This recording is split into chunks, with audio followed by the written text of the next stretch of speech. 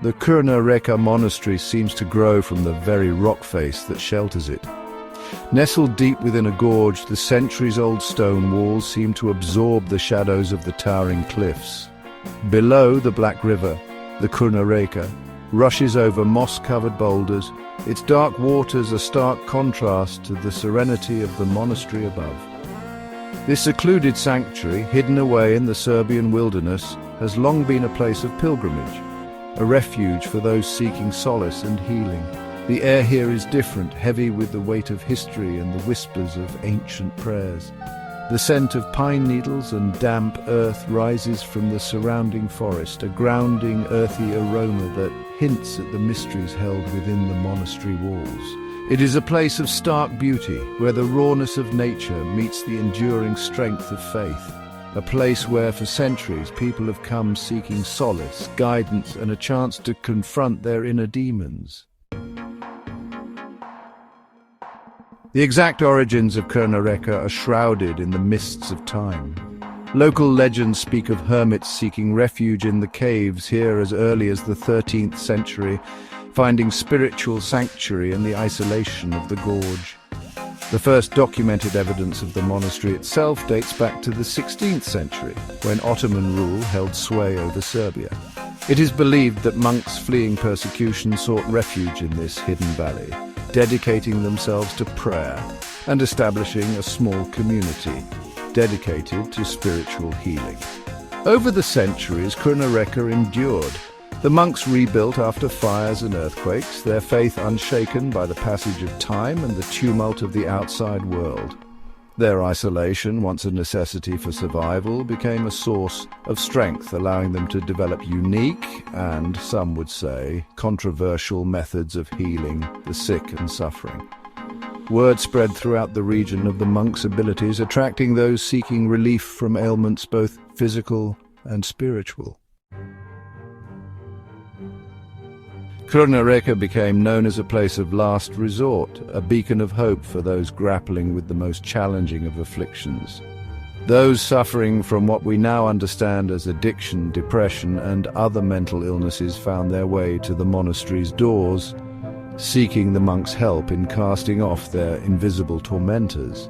The monks believed that true healing required confronting one's inner demons, a process that was often painful and arduous. Their methods were a unique blend of spiritual practice and physical regimen. Days were filled with rigorous prayer, fasting, and manual labor, designed to break down the walls of the self and foster a connection with a higher power. Herbal remedies passed down through generations were used to soothe troubled minds and weary bodies. But it was the monks' willingness to delve into the darkest recesses of the human psyche, to confront the root causes of suffering, that set them apart. However, whispers of more controversial practices also surrounded Crna Reka. The monks' methods, though often effective, were not without their critics. To treat those with severe mental illness, the monks sometimes employed restraint, confining individuals in small cells or chaining them to prevent them from harming themselves or others. While this practice was not uncommon in monasteries during this period, it has since been condemned as inhumane and barbaric.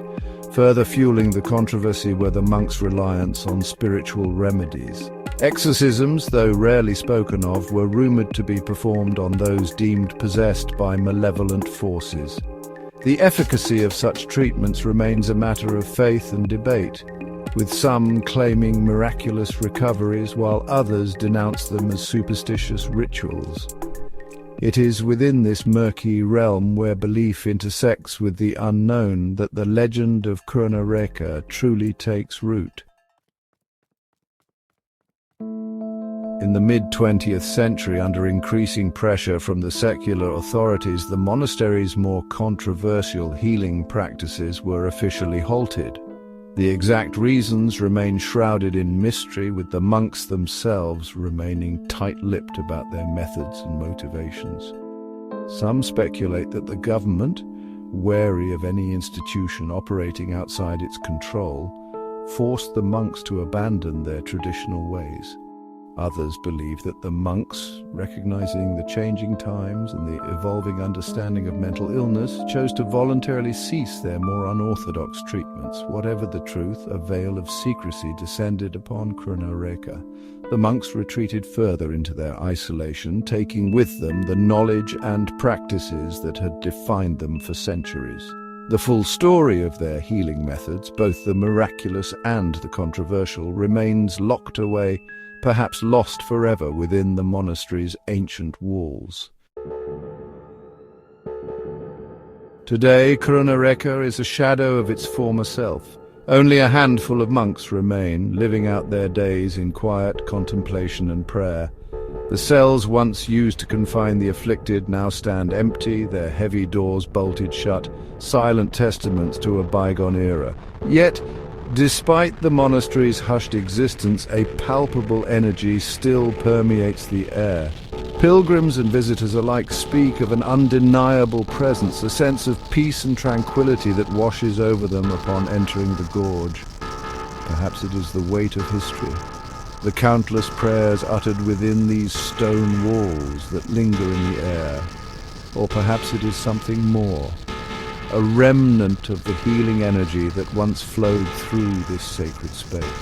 Whatever the explanation, Crna Reka remains a place of pilgrimage, a testament to the enduring power of faith and the enduring mystery of the human spirit.